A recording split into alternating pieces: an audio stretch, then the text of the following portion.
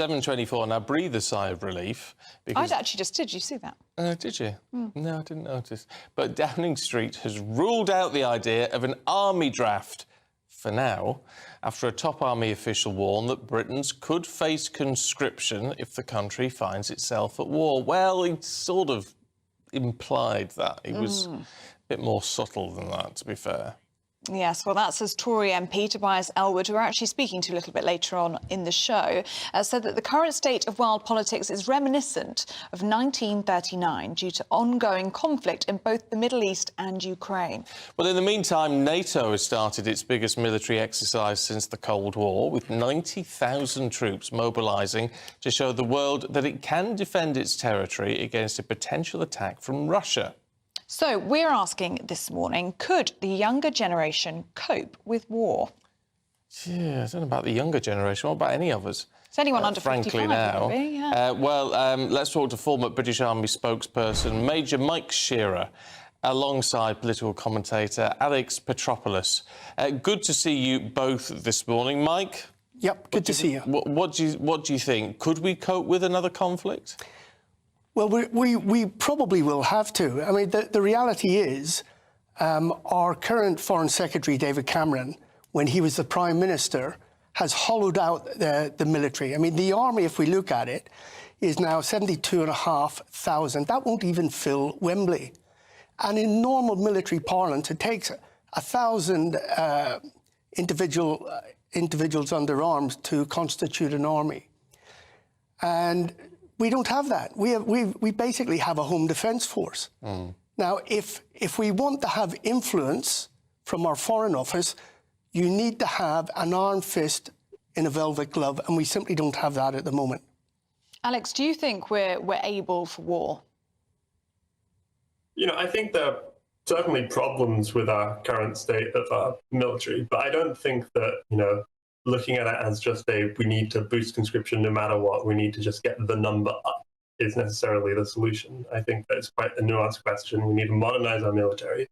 But I think there are lots of ways to do that. And I think that if we actually want to boost numbers, conscription isn't necessarily the way to go about that.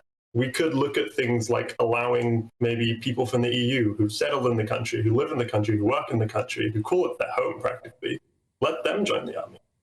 Well, hold on. Why would you say it's not important for the numbers to go up? Because if you want to, to defend our territory as well as, lend our support to those places that need it, and we are part of NATO, of course, then we do need bigger numbers, don't we? And more money, better supplies, better equipment.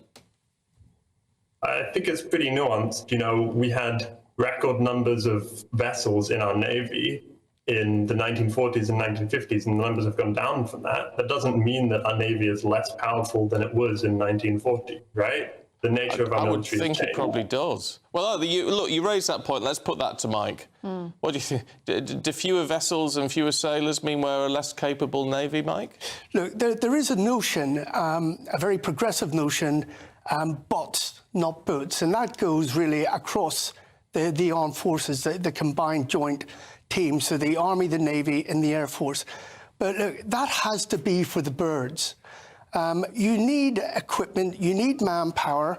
The notion that we can get away with gadgets, they can be defeated. Every time we develop a new armour, we develop another munition by which we can defeat it. And at the end of the day, sometimes what you need is a man on the ground with a rifle and a bayonet to cross that river.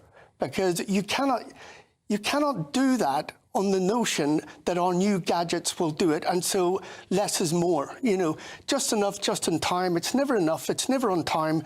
We need to build it now. We should be on a Cold War footing now. When we were doing this prior to 1991, when the USSR capitulated, we had 155 soldiers in the British Army, 55,000 of which were stationed in Germany. But if you look now at the border that we're talking about, that we're going to need to defend in Europe, we're talking about from the Barents Sea to the Black Sea. The countries that will be involved in this, who will be right up against the metal of this, will be Norway, Finland, the Baltic states, Poland, Romania, Bulgaria, and in the fullness of time, Ukraine. You cannot do that piecemeal with Dad's army. You need to invest, and we need to do it now. Alex, is now the time to be seeing more investment in terms of GDP? I mean, currently at 2%, many would say it needs to be much higher, especially in this time of geopolitical angst. I'd have to disagree with that. I think the country is in a position where we're no longer in the position where we can be the protector of the West. We can do our part, and we should play our part, but our part isn't going to be this super nation, this superpower force.